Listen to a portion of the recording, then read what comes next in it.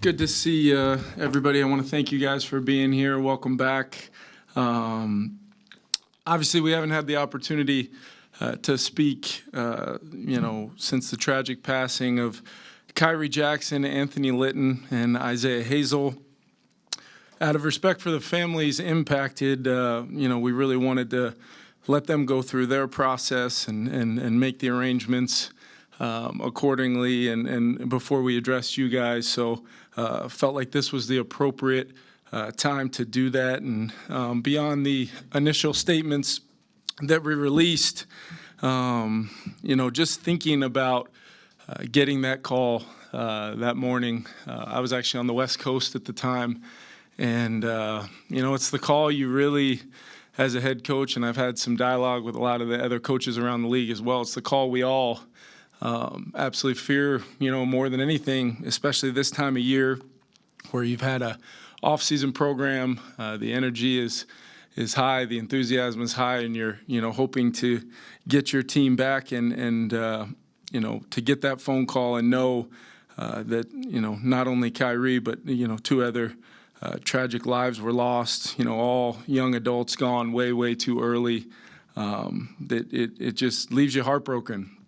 And your thoughts and your prayers and your support for the family. And I'm so proud of this organization for how we have handled it and will continue to handle it. And it stays with you. I want to really highlight, and I know Kwesi's going to get into it a little bit more, but I want to highlight not only the Wilfs and our organization, how we've handled it, but the NFLPA as well, playing a role in kind of, what will be to come for Kyree's family and how we support and honor that family will be, critical. From the moment Khyree was drafted and showed up here, he's had a unique journey, up until that moment. And I was always, throughout the draft process and then his early time being a Minnesota Viking, you felt a guy that had such a laser focus on, what his mission, his plan was. And it really showed up in the spring. He had a very, very good spring and was really looking forward to, coming back to training camp and being well on his way on that path to having a big impact on our team for this year. So just some of my personal dialogue with him and the work he was putting in throughout the summer, you just knew he was going to come back and do that. So ultimately a tragedy. Like I said, a life ended far too early. And at the point of life he was at and the journey he had been on up until that point, really a guy who, was on his way to what I believe in my heart would have been a very, very successful NFL career. And like I said, just incredibly unfortunate. And, with that, I'll turn it over to Kwesi. Yeah, just a few words about Khyree. I remember the first time I saw him up close. It was at the Senior Bowl doing one-on-one reps in the red zone. He had a penchant for commentary, let's say, and the player that he was playing against didn't seem to be having very much fun. But I think Khyree was just a joyful spirit. You fast forward to top 30 visits when he's sitting in my office, and I ask a lot of the guys the same question to kind of, break down some of the barriers that can happen in those environments and really get to see what's inside their soul, what kind of things they value, how they were raised. And he's talking me through his favorite song by Major 9. And he said something to me that, ultimately helped lead to why we wanted to bring him in this building, but just speaks to a lot to how he was brought up. But he said, Kwesi, there's no wishes in this life. You get out of life what you put into it. Between his joy, the way he attacked life, and then also just that hardworking spirit was partly why we were so excited to add him to this building, to this culture. And it's a tragedy that he's not here. And again, I just want to pass my condolences to his family, the Hazel family, and the Litton family as well. Kevin and myself, we will travel out to the funeral on Friday. We will bring some other people from the Minnesota Vikings as well. We plan to have a celebration of life for Khyree and his family here, an intimate gathering with his teammates and staff and family here in Minnesota. We will get those details out when they happen, but the planning is already in place. Kev said it, and I'll continue to say it. We have great ownership here. It's never a question of details or anything like that. It's always, what's the decent thing? What's the human thing? What is the right thing to do? That's always the question they ask of myself, Rob, and Kevin in these environments, and we always give them that answer, and they always support it. So I always want to make sure I'm mention them in this setting. But in the meantime, while we continue on, we'll continue to honor Khyree. I know I've lost a father early, a close friend in college at a young age, and how I honored them and how I think we'll all honor Khyree is by the memories we have of him while we travel every day and we think and laugh and smile about what he might have said or what he might have did, how we live our lives, how we smile, how we live with joy, how we work hard, how we approach our craft. That's how we'll honor him on a day-to-day basis. And in that environment, there's nobody else I'd rather have leading this team than this guy sitting next to me. Just the culture he's built, and that'll test it, but I'm sure we'll be up to the task. And with that, I'd like to open up the questions. Kevin, when it comes to just helping the team deal with the loss of Khyree, I guess what's your approach to helping these guys deal with something that's obviously very jarring for them? Yeah, the unfortunate thing when it happened was obviously everybody's on their summer break on their own. So we tried to make sure through some of the great resources we have in this building that we, either virtually or different ways, made sure we tried to connect some of those guys initially in a group setting, connect them with some of the young players, the rookies who had built immediate relationships, some from either going to school at Oregon or Alabama with Khyree. So we wanted to make sure first and foremost that in the initial aftermath, guys didn't feel like they were on their own. But as we work through training camp and we'll talk, we'll have those team meeting settings where, we'll make sure the communication and we'll make sure that we're giving guys, opportunities to seek those resources if they feel that they need them. But the one thing I will say is Khyree was not a part of our team long, but the way our culture is, and more importantly, speaking to our locker room and our players, it does not take long for guys to build strong bonds and relationships. And just through my dialogue throughout the summer with some of our veteran leadership and how they, were communicating their feelings and things, it was pretty remarkable to hear the kind of impact that he had in such a short amount of time. And that's our jobs, to make sure that we understand that everybody will grieve differently, but at the same time, what Kwesi said I thought was a beautiful thing of how we honor him will be a daily thing, but how we individually do that with the type of energy and spirit that I think will honor Khyree in a great way.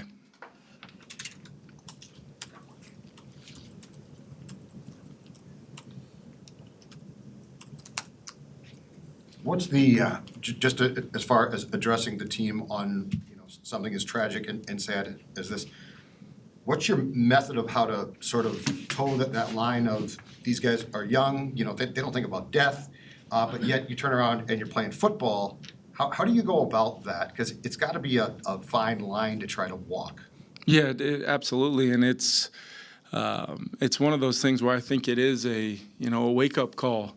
In a lot of ways that we are not, guaranteed another day on this earth at any point in time. And, there's not one player in that locker room that probably didn't think about, at some point in time in their grieving process, just how, unfair to Khyree and his family that this was, and what would that have been like, or what could that have been me type of question. But at the same time, I think these guys love playing the game. They know what comes with playing the game of football. They love being with their teammates. So I don't know necessarily if one thing kind of correlates to another, but I would say just, the gift that we get every single day to be a part of this organization, and for our players, I know how fortunate they feel to be a part of that group of guys in that locker room.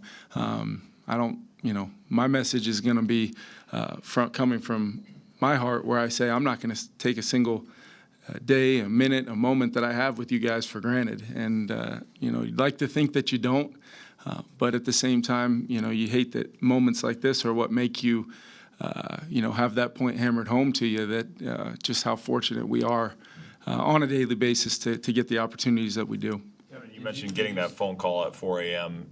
Is there anything that other head coaches tell you when you take this job about how to deal with that part of it, or just how to be ready for it? No, and I've had some dialogue throughout the summer with coaches reaching out and sending their thoughts and prayers to our organization, but nobody has. I mean, these players, in a lot of ways, and the way that I try to live my life and the blessing of being the coach of this team. I consider myself in that servant leadership mindset where it's about what I can do for our players and building those relationships. And a lot of times you become really close to these guys, and they become almost like kids of your own, and you care about them and you worry about them. And so there's really there's no playbook, there's no ways to go about it. But I do think as a whole, it's my responsibility to make sure that all of his teammates, as well as his family and the people who are closest with him, know how much I cared for him and how much we all cared for him and each other, and how much we will continue to do that moving forward. Did you change anything about the start of camp to sort of give more space for players to sort of grieve and kind of go through that? Anything different? Yeah, I did have a little bit more of some time with the group that reported early that I had not done in years past. Normally, I like to have one kind of collective big team meeting when everybody arrives tomorrow. But I did feel like it was important to, at least get those guys together after, the early report conditioning test. And just make sure that I touched on it with that group and made sure, once again, they're aware of the resources and the great folks we do have to help through traumatic times like this, and as well as just let them know how I was feeling and where I'm at, and the vulnerable side of their head coach, to know that it's okay to feel however they're feeling, and also provide some of the information you guys have all received today about how we're going to honor him, in addition to how we're going to operate and act on a daily basis, where we're going to have a helmet decal and lapel pins and things to honor Khyree all season long. Yeah, there's probably no way to segue to this, but you mentioned wake-up call, and Kwesi can answer this too. You had a player arrested with a driving-related incident. What's your level of disappointment with that, and what kind of punishment will you wish? Yeah, of course. We're disappointed in Jordan for. We care about these players, and we really do, and we want to make sure we're doing our part, for the development on the field, and the other aspect of that is the off the field and the life skills and the development of decision making and learning how important it is, within our culture that we're very proud of, that our players understand personal responsibility and accountability, to that point. But you wrap your arms around these guys, and you ensure that they know that we care, but at the same time they have to hear those messages, and they have to understand things that are not things that are going to be acceptable and by any stretch. And we've got to continue to the resources we do have, and as an organization, and how Kwesi have really tried to build our locker room and our team. I think it's really important that the discipline side of things is in accountability, personal responsibility. Those are things we will talk about, and I will personally talk about with Jordan. But at the same time, there's a continuing legal process playing out in the NFL, through the different aspects of their process to play out. But we'll let those things happen, and then from regards to specifics and details of discipline and things like that, the time will come for that.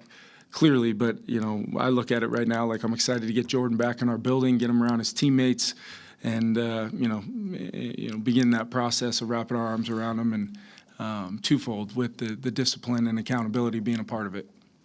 Just to be clear on that, so if there were to be any financial or suspension type things, would that come from the NFL first, or would you guys think about doing something independent of that? Yeah, I think with most of these situations, Ben, around the league, it's normally an NFL player conduct thing that a process plays out over a period of time, and like I said, the legal process is still playing out as well. So we'll let those things happen and work off that accordingly. I think we've all seen young players make mistakes. And, last year with summer with Jordan had the driving incident, and then this thing has happened as well.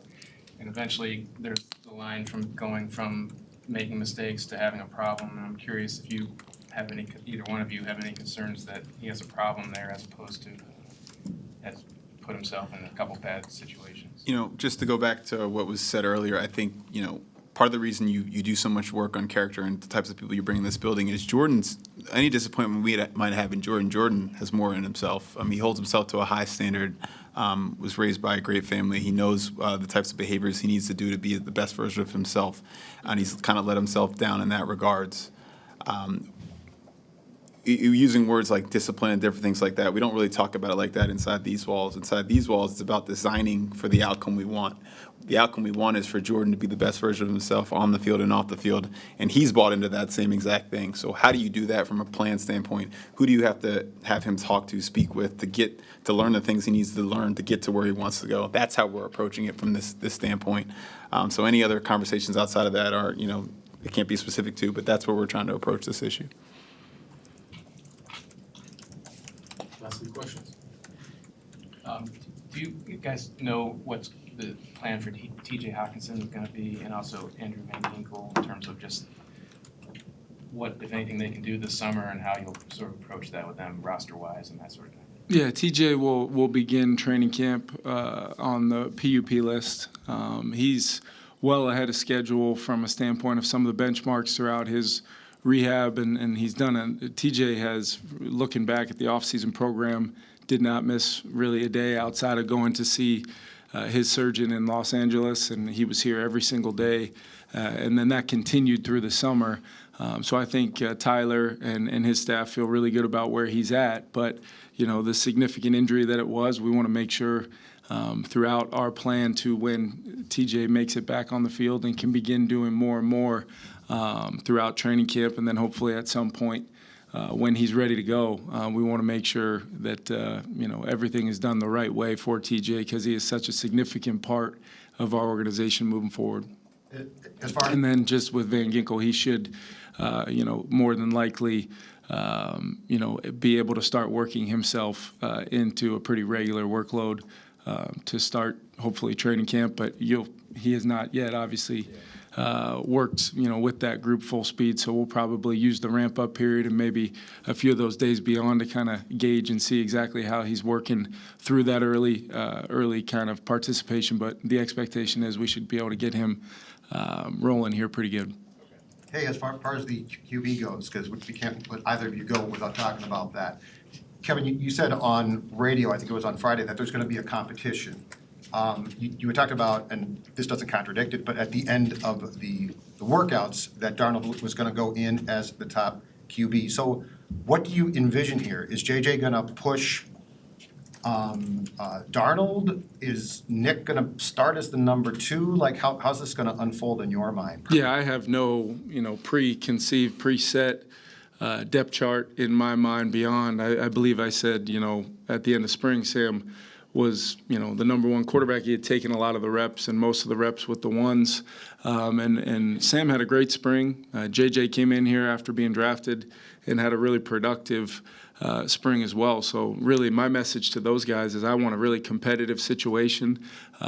Sam will, you know, obviously be, you know, taking the majority of his reps with that first group, but I think you'll see JJ maybe get some as well, but also it's about the quality and as much as the volume of those reps throughout camp to really kind of continue to holistically attack this quarterback development program and process for JJ, while also knowing that doesn't mean the expectation is that Sam doesn't have a process either. We've got individualized plans for all of our guys, and where that depth chart falls, you know, for our first game, we get a whole lot of time on the grass and 3 preseason opportunities, 2 joint practices to really work through exactly where each individual guy is at this point in time going into the season.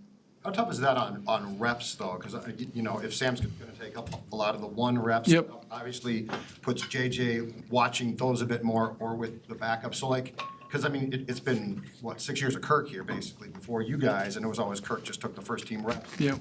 How much do you have to orchestrate that so that you get the look that you want, but yet your starter on September 8th has the bulk of the work, I guess. Yeah, I think there's enough reps to do that, and I wouldn't discount Nick Mullins' experience in our system over these last couple of years to maybe where he doesn't quite necessarily need the volume of work to still be ready to go if called upon during the season. So I think that's the way we've kind of philosophically put together the room, knowing how important JJ's development plan is and how he's attacked it. And really, I also don't want JJ to feel like he's got any kind of preset ceiling or floor to where he's at. And that's the excitement that I know he feels showing up to go to work every day. And he's had, like I said, he's had a great offseason and a great summer leading into this. He's ready to go. And Sam got off to a really great start in the spring, and I'm looking forward to him to really take that momentum and start running, because really you guys know that are here every day, and or when you get the opportunity to come out in the spring, it's really the teaching, learning phase. We're really not in that competition mode as much as starting to set the table for what will come, during these critical few weeks leading into the season. Kwesi, you've talked a little bit about kind of the 2-year plan of building the roster and acquiring players and making some transitions. Does this feel any different for you now that you've come out of that process and the roster has probably more of your fingerprints on it, or it's more of your input as to how it looks? I never want to make things about myself in terms of fingerprint or input and things like that. To your point, it has been a process to get to this point, but the process never stops, right? It's this never-ending, pursuit of building the team you want to build and being able to do the things you want to do on a football field. But, I do think it feels like in a different place than it has been in the previous, obviously getting to that football side has been hard with all the stuff that's happened. I've tried to kind of just be present with those things and be there for people in those regards, and then kind of waiting till we got back to gauge the room, gauge everybody to see where we're at with the roster. But from a pure football standpoint, it does feel different in that sense, yes. Last two. Kwesi, how are you a better general manager today compared to this time 2 years ago entering training camp 1? I can certainly say off the field, leaving football aside for a second, just, learning as a general manager, the workload between leader and worker, just the dichotomy of that role. It's something you just kind of grow and evolve in. You get to this job by being a good worker, right? And a lot of things are needed in you from a leadership standpoint, just outside of that role, that I've had to kind of grow and adjust and kind of adapt to. And so that's something I've definitely learned a lot through. And really, on the field, personnel-wise, you just learn about a lot through this trial by fire. A lot of things happen in theory when you're behind an Excel spreadsheet or a computer, and you get to the job and you see the actual implementation of these things, and just seeing what that growth and development of a player look like, or different things like that, room dynamics, just the experience of making these decisions, seeing them up close, seeing the actual implementation of them, has been invaluable to me in my first 2 years, and I look forward to continuing to grow in that environment. Every time you ask me that question, I hope to have a good answer, because if you're not growing, you're probably going the other way. For both guys, so the team has an expectation. It always does. McCarthy, though, is your quarterback of the future, and you are both going into year 3 of 4-year contracts. How do you avoid the temptation, if things don't go well off the bat, not to panic without an assurance that, if the team does poorly, the team could make a change? Yeah, I know for me, the experience that you have from different stops, and either as a player, as a young quarterback trying to improve and grow in this league, and then getting an opportunity to coach the position, coordinate, and then now be a head coach. You've been through some circumstances where some things are out of our control sometimes, but that is one thing that we are in control of, and our decisions that Kwesi and I talked through, and our decision to bring JJ here was all really, out of the belief that we feel that we can put together a plan that helps him become the best player and best quarterback that hopefully he can become. And I don't know if it's the former quarterback in me, but I will not allow any factors outside of what's best for JJ and what's best to help the Minnesota Vikings win in regards to the answer to that question. That's just how I feel about it. And the only thing I would add is when we get hired to do these jobs, they ask us to do them in a certain way, at a certain level. They ask us to try and win championships, and that's the question Kevin and I always ask ourselves: are we setting the team up to do that? It's not, can we win a championship with you as the GM? Obviously, that would be nice. But our sole focus is that. Otherwise, we wouldn't be genuine or truthful to the team that we oversee or the people in this building. So that's just going to guide our logic. And I talked a lot about minimizing regret in the past, and I'm never going to sit on the couch when it's all said and done, good or bad, and regret doing the right thing by JJ, doing the right thing by this team, even if it comes with consequences. Last one, Chip. Kevin, when you go through this training camp, constructing your offense, do you have to go through it with the mindset that there's a likelihood that you'll have to start without Hawkinson and Addison if he is looking at a suspension? Yeah, as more information, on either one of those, players, either through TJ's health as he continues to work himself back, or the ongoing process with Jordan, we'll adapt and be flexible with our plans. But clearly, it's going to be a very competitive camp. At multiple positions, I feel very, very good about our roster, and I look at the 11 starting 11 on either side, offense and defensively, and it gets me really excited. But at the same time, I feel there's some really good ascending young players on our team that are going to push hard to have a say in who's ultimately on the field. And I do want to have a very competitive training camp. I'm very much looking forward to that, and I think our guys are as well, especially how they attack the spring in anticipation of that competitive training camp. And I think it'll only make us a better football team, and how we prepare. It may look similar at times to previous camps. It may look different. Ultimately, we're going to put together a really good plan for this year's team, this year's version of the Minnesota Vikings, to go try to be the best football team that we can become. And, and then as far as when we get to the end of camp and we really put together this 53-man roster and practice squad, we're going to do it in a way that gives us the best chance to win every single week. Thanks, everyone. Thanks, guys. Thanks.